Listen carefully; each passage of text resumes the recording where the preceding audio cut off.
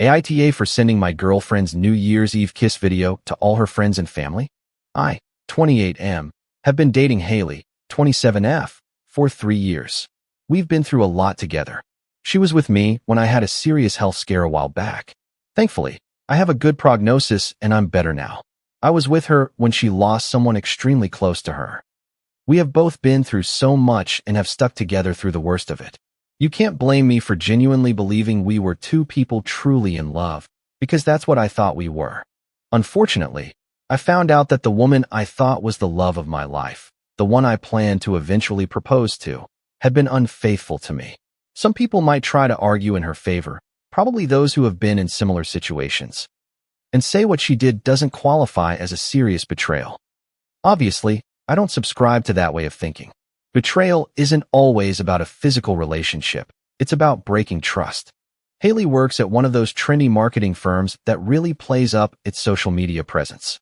They're always trying to stay current, doing TikTok trends and organizing all sorts of events for their staff to take pictures and post everything online. I don't know if that's generally a good or bad thing, but for me, it turned out to be a good thing because it's the reason I was able to find out the truth about what was going on with Haley. The important event happened on New Year's Eve, but I only found out a couple of days ago. Her company decided to throw a New Year's Eve party for employees who didn't have a place to celebrate. It makes sense in the context of her company, which is based in a big city and has a lot of young employees who move there for work and don't have family nearby to celebrate with. When she first told me about it, I said it sounded like a fantastic idea. She asked if I wanted to go, but I felt like we could spend the night together, just us. We had a huge fight about it. She was obsessed with going to that party for some reason. I wanted to spend the night with her, and she said she wanted to spend it with me too, which is why she wanted me to go with her.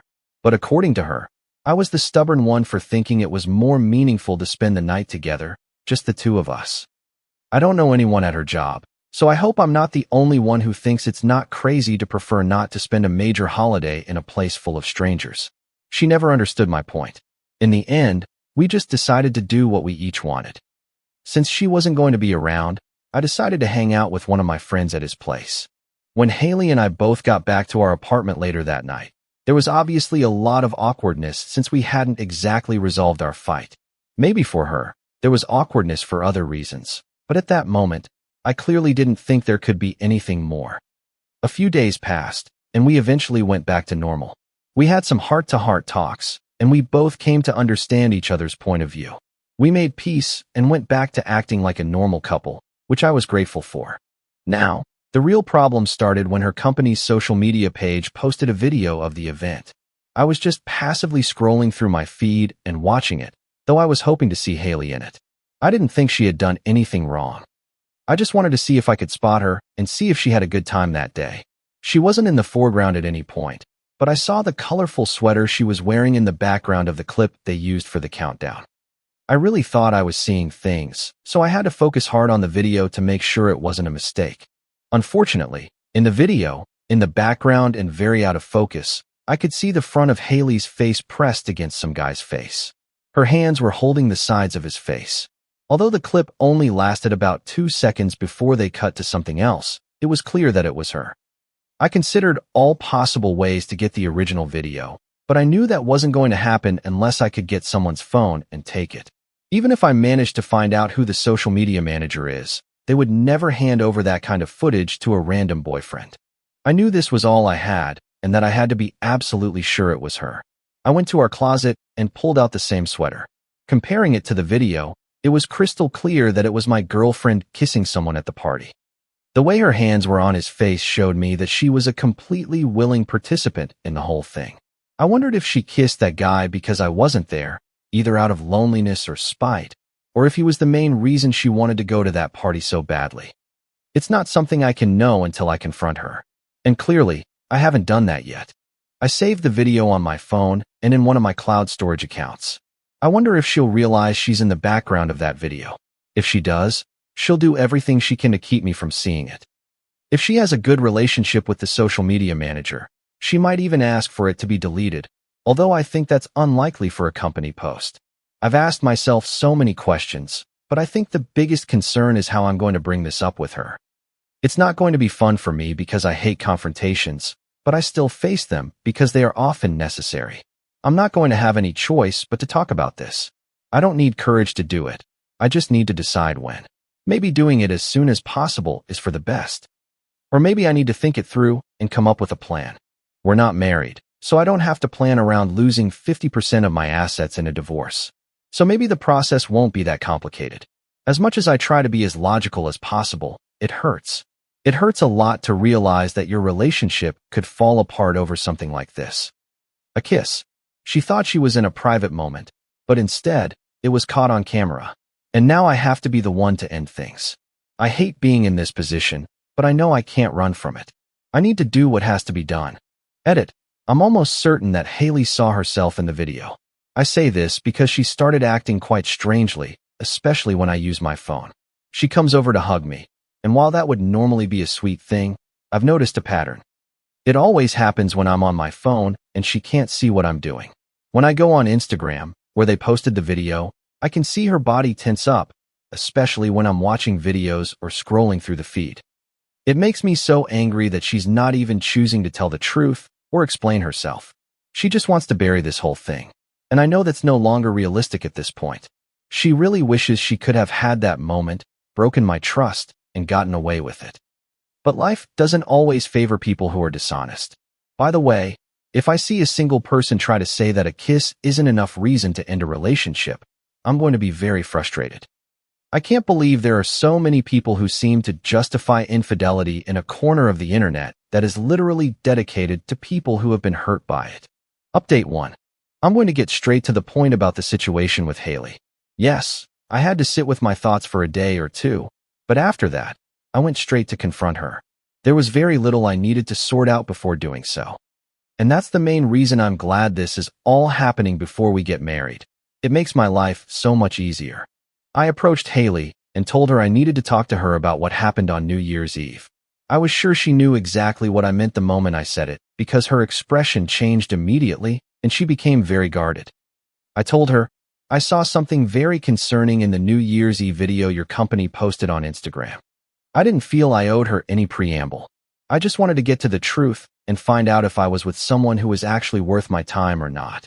Again, I knew she knew exactly what I was talking about, so it was quite annoying when she asked, "What did you see?" As if she hadn't seen the video herself. I had no proof that she had seen it, but I knew she had. Instagram is her favorite social media app. She likes practically every post her company makes. I knew she would either say she hadn't seen the video or that she hadn't seen anything concerning in it. I said, "There's a part in the video where I can see you in the background kissing a man." She feigned surprise, but before she could continue acting, I let her know that I would appreciate it if she didn't pretend this was news to her, because it wasn't going to do any good. I could show her the video. She would have no way to argue it or get out of it. And we would still end up back at the point where I was confronting her. She thought about it for a few seconds and realized there was no point in trying to deny it. So she resorted to the classic line, "It's not what it looks like, I swear," which I found almost comical. I really wanted to know what her explanation for this was going to be, so I told her to explain because I was interested to hear it. She told me that emotions were running high because it was New Year's and that she had felt lonely because I hadn't gone with her. She said she didn't go with the intention of doing anything when she arrived alone. She told her coworker, the other man in the video, that I had decided to stay home and mentioned she was sad about it. He cheered her up and stayed with her throughout the night so she would feel less lonely. Before moving on, she made it clear that she knew she hadn't done the right thing, but that I needed to understand exactly how it had happened. They had been talking about sharing the new year with other people, and during that conversation, she mentioned New Year's kisses. The other guy said he had never shared a New Year's kiss with anyone. She knew it wasn't right, but she had been drinking a little. She felt bad for him, and she was feeling lonely. When the countdown started, she felt a ton of pressure, and before she knew it, she grabbed him, and it just happened. There were no feelings behind it. There was nothing deeper. It was just a kiss. I know that sounds bad, but it's the truth. I don't feel anything for him, and honestly, it was completely platonic. I really hope you believe me when I say that. The thing is, I kind of understood the picture she was trying to paint. Whether it was worth believing is a completely different conversation. But even if I had decided to believe what she said, it didn't change the fact that she had disrespected me in an absolute way by doing that. This isn't the same as giving a friend a platonic helping hand. It's not a matter of life or death. She didn't have to choose to be his savior, especially as a committed woman. She could have left that to any of her single coworkers or one of his friends. It never had to be her. The only reason she did it was because she didn't think she would get caught. That's even more reason to think that excuse was a complete fabrication. I told her that plainly. I made it clear that whether I believed her story or not, she had chosen to disrespect me in an unforgivable way by kissing another person. She knew she would be furious if I had done the same thing and presented it as some kind of altruistic act. She kept trying to defend her position, but I made it very clear that there was no way she could get out of this. It was one of the milder ways someone could be unfaithful, but at the end of the day, it was still a betrayal. For me, that was just the tip of the iceberg and showed me that things could get much worse. I didn't want to wait for it to get to something more serious before realizing we couldn't work. When she realized there seemed to be no way to fix it, she started crying. I felt bad for her, but to be honest, I wasn't going to let that soften me. I let her know that it would be best for her to leave our apartment. To my surprise, she packed some of her things in a duffel bag and was gone in less than 10 minutes, crying the whole time. Now I'm alone in this apartment, and I feel horrible. Not because I asked her to leave, but because I'm single again in the worst possible way. I never thought I would have to endure the pain of being betrayed like this. It hurts a lot more than I imagined, but at least it's over. She'll be back to get the rest of her things, and then that should be it between us. Update 2. This is a bit strange. I didn't think I would have to make another update to this whole story, but it seems that with everything new that has happened, I can justify one more. I mentioned in the last update that Haley left the apartment and then came back to get the rest of her things. That day, she was very cold and distant. She didn't interact with me beyond the bare minimum, and honestly, I was fine with that. The strange part was when she decided to show up at the apartment on a random day. She wasn't under the influence of anything. She said she needed to talk to me and seemed to be in a slightly more aggressive mood. She told me that I had treated her unfairly. According to her, she hadn't done anything truly wrong. She had talked to her friends about the situation and had even asked ChatGPT. They all told her it was morally questionable, but not a deal breaker, and that with two mature people, it should have been possible to get over it. She claimed that I hadn't even tried to fix the situation, that my ego had been so hurt by the fact that she kissed someone else that I forgot everything we had built up to that point and just threw it all away. The kiss, according to her, was on the same level as kissing her sister or one of her friends. There was no romantic intent behind it. It was a friendly thing. She told me it was friendly, but I didn't care. She was really furious. The funny thing is that she actually thought she was right.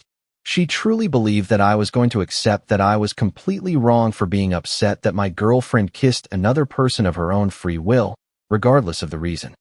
Once again, I pointed out that she would have never given me the same understanding if the roles were reversed, but, in the typical way some people argue, she claimed she would have.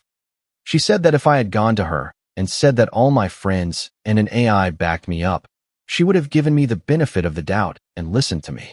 I didn't bother saying anything else because it was clear she was being delusional if she really believed that.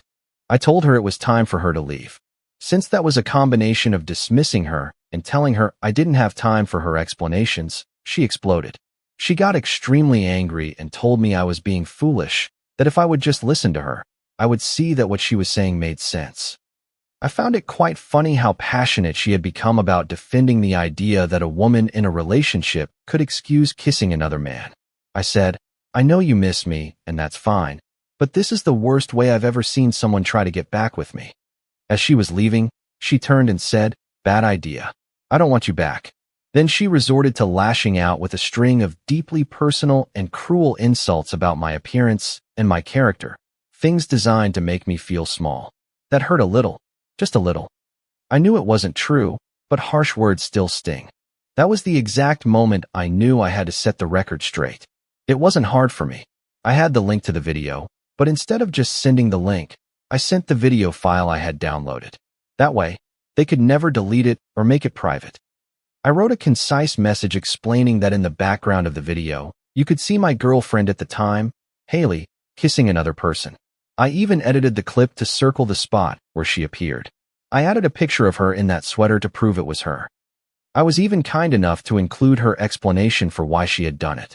I sent it to all of her friends whose numbers I had. I sent it to her family members. I posted it in some private social media groups where we had mutual friends. My goal was to make sure as many people as possible saw the real evidence, because with her aggressive mood and her coming to confront me, I was sure many people were going to hear a completely distorted version of the facts, and I didn't want that. I'm very happy with how things turned out. My phone was blowing up with messages from people asking for details or asking if my account had been hacked. Of course, she also contacted me, and that was my favorite part. She was furious. She started throwing every insult possible at me, but this time I don't think I cared at all. I knew it was going to happen, and I knew she would be angry, so it just made me happy to see how mad she was. I told her that she had shared her version of the story with her friends and an AI, and I was sharing the full story with everyone else. Let people judge us when everything was out in the open. Of course, most of the opinions were in my favor, which was nice. Probably 10% saw the issue from her perspective, and to no one's surprise, they were mostly women who had been in similar situations. She tried to spin the story and respond to the post to make herself look better, but it had no effect. In the end, she blocked me on everything, which made me happy. She hasn't unblocked me or tried to contact me since, and I'm glad things ended the way they did. I don't want to have anything to do with that woman ever again. Never. Comment. I hope what you take away from this is a reminder of your own worth. Your feelings are always valid, and you never have to apologize for protecting your peace. Setting firm boundaries is not an act of aggression, but an act of profound self-care. True maturity is found in taking responsibility for our actions, especially when it's difficult. Sometimes the hardest goodbyes are the ones that lead us to a healthier future.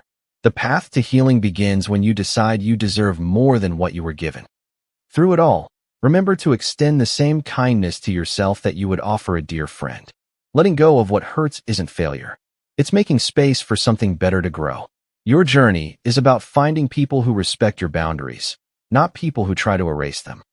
Always choose the path that honors your integrity and brings you genuine peace.